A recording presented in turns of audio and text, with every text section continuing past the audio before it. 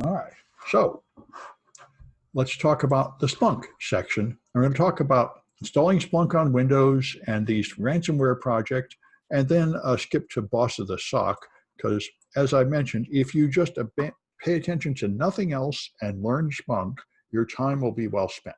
So I've got a Windows server here, and it's running Splunk. It's a free download. You install this thing, you can get a 30 or 60-day free trial of the enterprise version. And when that's done, it will just revert to the free version. Both of them are fine for what we're doing here. So you sign in with the password you choose, and then you've got Splunk. And like an awful lot of open source products, it doesn't really bother to write a GUI. This is a common trick. You can't be bothered to really design buttons and logos and everything. So what you do is you just make a web server locally and serve up a web page. So Splunk just listens on localhost 8000 and has a web page to use. So once you've logged in, I don't know why my login keeps expiring, but you can't have everything. So the home you reach by clicking Splunk up here. This takes you to the home page of the Splunk administration, and you can add apps. And Splunk is big on pushing these. If you get the professional enterprise version, there are all these apps, but I'm using just the simple plain Splunk. Then you have to add data. Otherwise, Splunk will only have data about its internal operations. So you go through the project, you can add some Windows event logs to it, and you spend most of your time here on the search and reporting app. This gives you a page that is essentially the same thing as Google. You can search for things here, and it will find events that match it.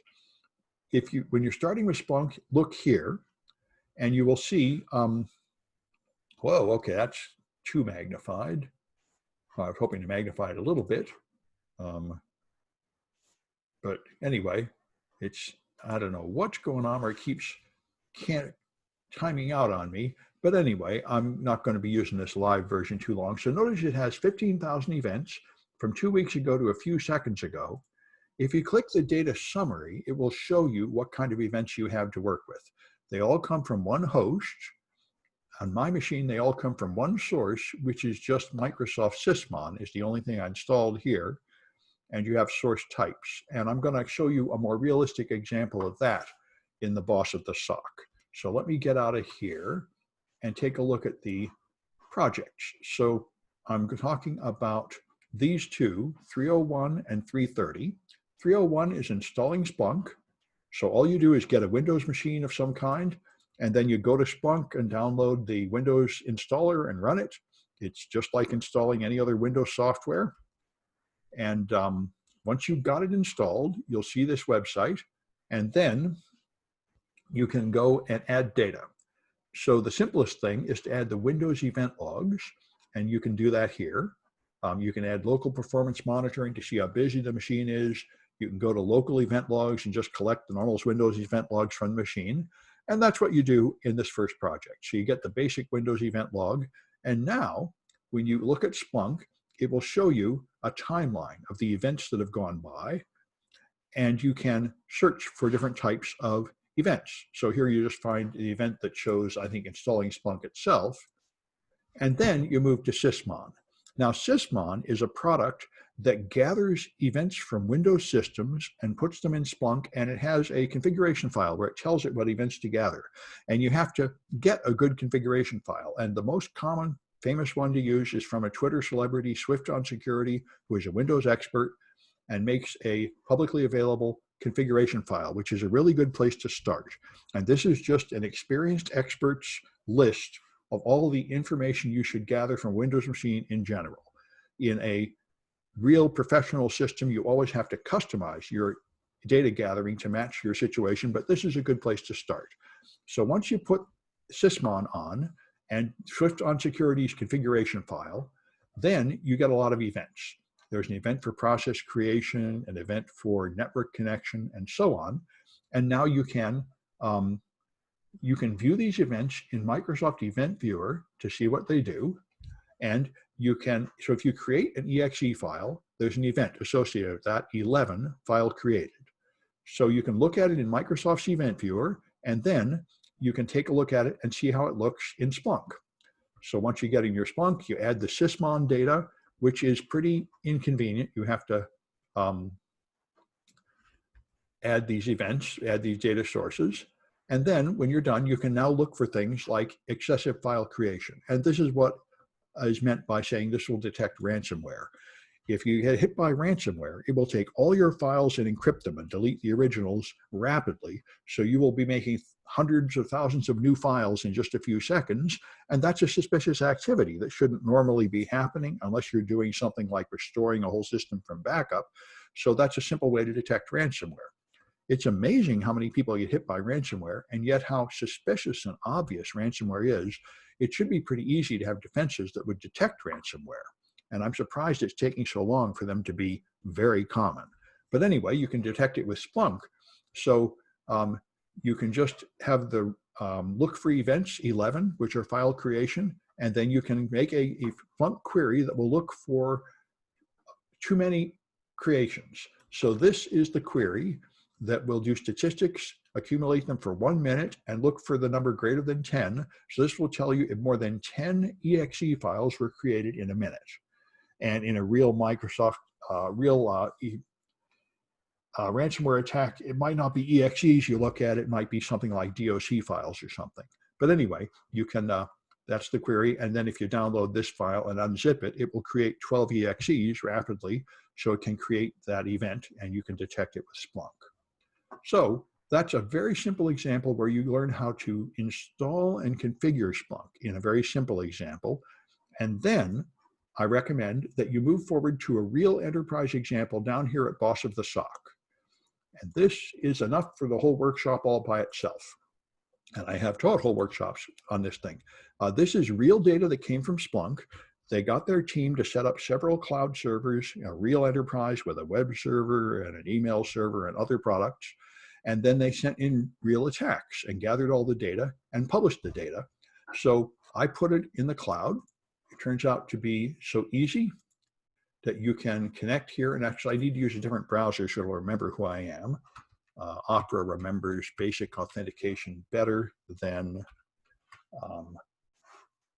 this browser. So I'll use, that'll work, splunk.samsclass.info. That it's student one and student one is the authentication. It's not very secure. It's just to stop automated attacks against my Splunk server.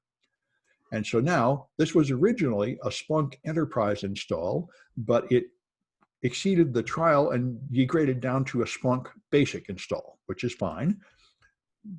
The only tab that works is search, which is fine. So this is real enterprise type data we can install. See about 1 million events. And it's all from 4 years ago. And that's why I say I love the free trial of Splunk, because you can search a large database as long as it's an archived old database, which is great for learning.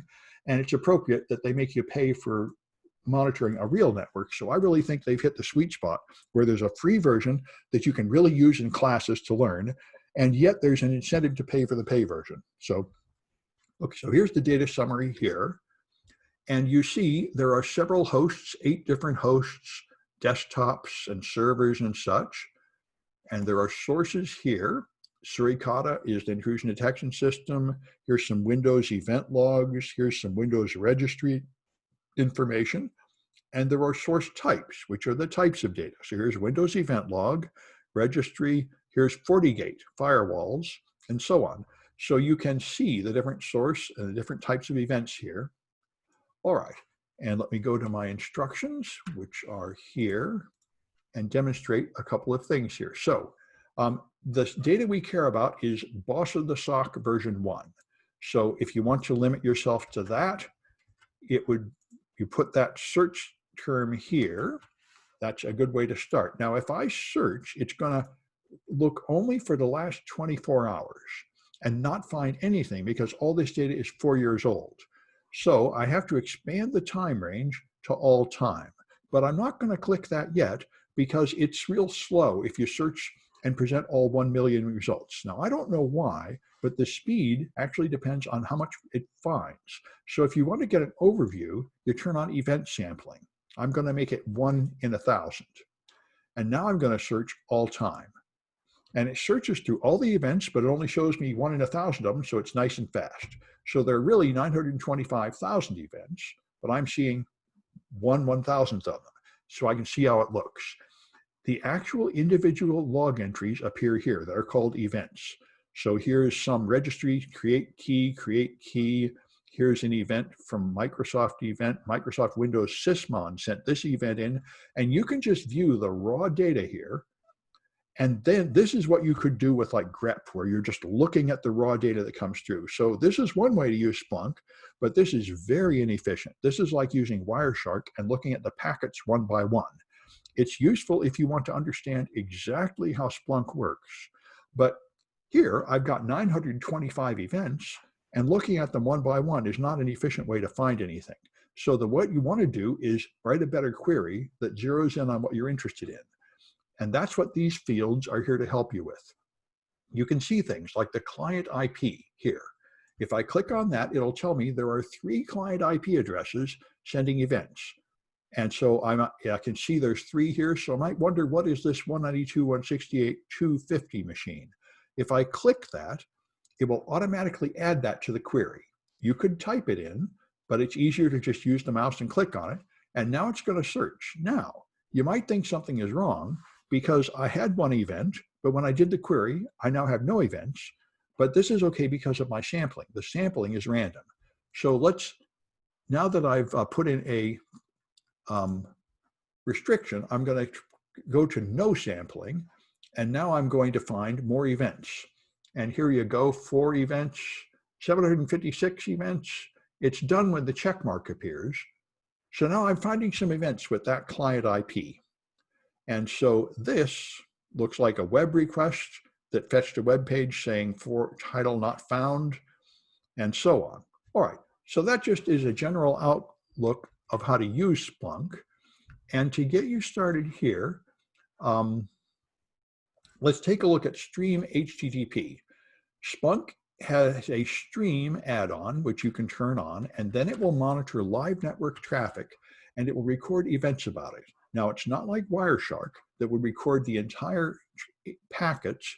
It's more like Cisco's Netmon, which records a summary of the packets, a log entry. But here's HTTP, and I'm going to turn the event sampling up to make it faster. So here's all the HTTP traffic on my network, web traffic. So web traffic looks like this. You've got a request, and then a reply, which is, this looks like a ping image coming down, and on you go. And if you just look at the web traffic, just flipping through here, you can often find suspicious traffic right away, because my data set here includes only the suspicious traffic. So here, you're trying to access MongoDB on the native driver port. And often I can find something else nastier before long. Here's form data, hit can something funny, search word equals nothing. Anyway, I can see web requests and replies going by. And let me just go back to my examples here. So now I want to look at the web server. The name of the web server used by this company is I'mReallyNotBatman.com. They had a little fun with the names. So if you put that in the query, then you'll get web traffic, which I get my thing to go to the right app. Okay. If you add that to the query, you use the next way to use Splunk. This index determines what data to search. This is the way Splunk is most efficient, when you have the name of a field equals value, but you can also just put search terms here the way you would in Google, where I just look for that term. Now this means I don't even know what field this is going to be in. It's just going to do the same thing grep would. It's going to look at the whole event, and if that string is in there, it shows me the event. So this is, the professionals at Splunk don't like using this kind of search, but I really do, because I just like thinking like Google. So it does it consumes more server time, but it's easy to understand, and often I can get to the answer that way. So these are requests to my web server that have the web server domain name in them. And now I can see it's going to I'mReallyNotBatman.com, Joomla, index.php. So their web server is apparently using Joomla. And if you go down and look at some of these requests, you can usually pretty quickly find obviously suspicious stuff. And right there is what I was looking for. The attackers used the Accunetrix web vulnerability scanner. And this is something people often do. And if you use a commercial web scanner, by default, it will label every packet with the name of the scanner because they don't really want criminals using it. It's supposed to be used by legitimate security professionals scanning a machine with permission, and they want to make it easy for everyone to tell what product was used and where it came from so they can filter it out or respond. And these criminals use this Accunetrix product without even modifying it. So you have the name of the vulnerability scanner. And this means not only do I know that this is an attack, I also know who did the attack. If I go back to here, okay, so this is the Accunetrix. So that means that the source IP, the destination IP here is the web server. So now I know the IP address of the web server, which I'm going to put in the clipboard.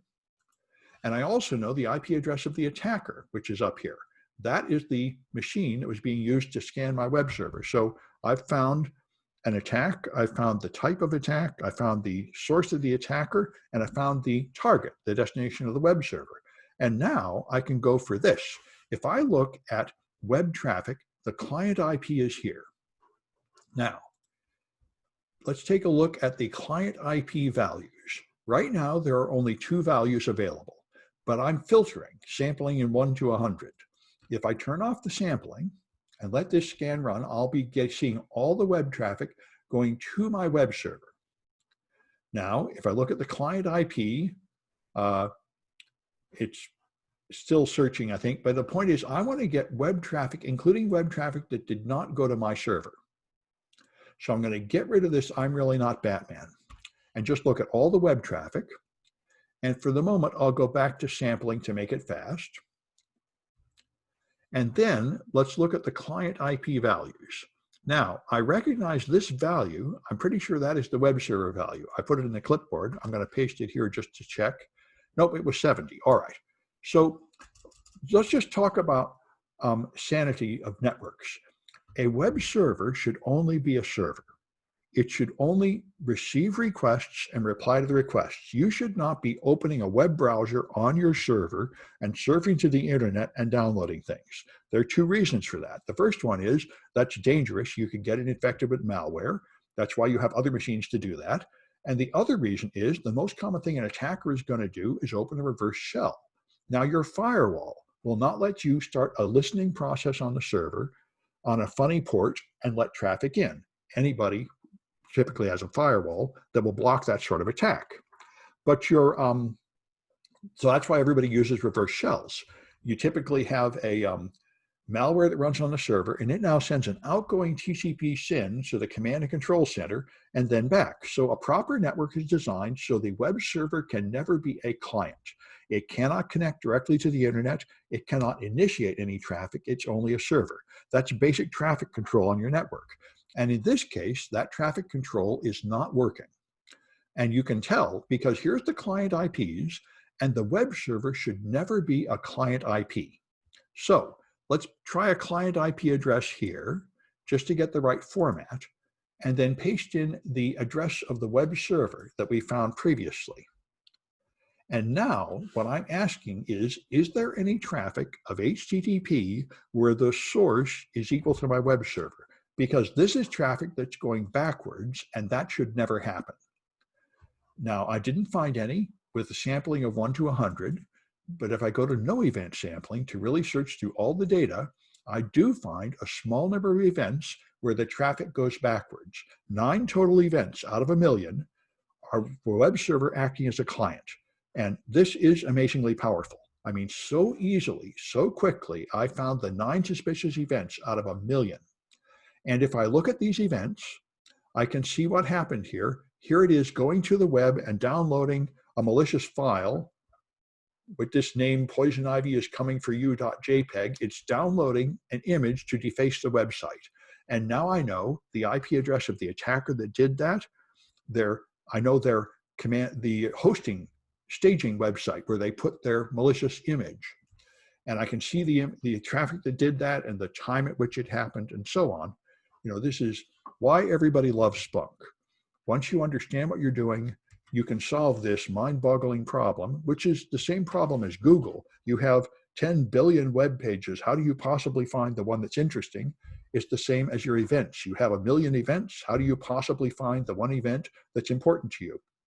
So there's a series of challenges here. Find the name of the scanner, the IP address of the attacker and the web server, the defacement file name, and then you can find the domain name of the attack server. Then you can find the group that did it. They did a brute force attack. You can find them trying to log into the login panel hundreds of times. So you can find out how long the attack went and what the final correct password was. You can then find the executed file that they uploaded to a server and ran. Then you can analyze a real ransomware attack here. Somebody plugged in an infected USB stick, infected a machine with ransomware. It ran a script and started infecting files, and then it put up a ransom note saying you have to pay this Bitcoin money to get your files back, and you can watch all that happen. You can find the IP address, the domain name of the page you have to go to pay for your, where you downloaded the payment file. So that you can get the complete VB script of the scripts that ran to perform the ransomware attack, the name of the server, and so on. So this is very good stuff to practice. And this is what made me a big fan of Splunk. I went to a Splunk free CTF where they ran this, and I thought, this is awesome. My team wanted this, and they won the next one. And I said, this is a great product. I'm totally going to teach people how to use Splunk. So anyway, check that out. I'm going to post this video.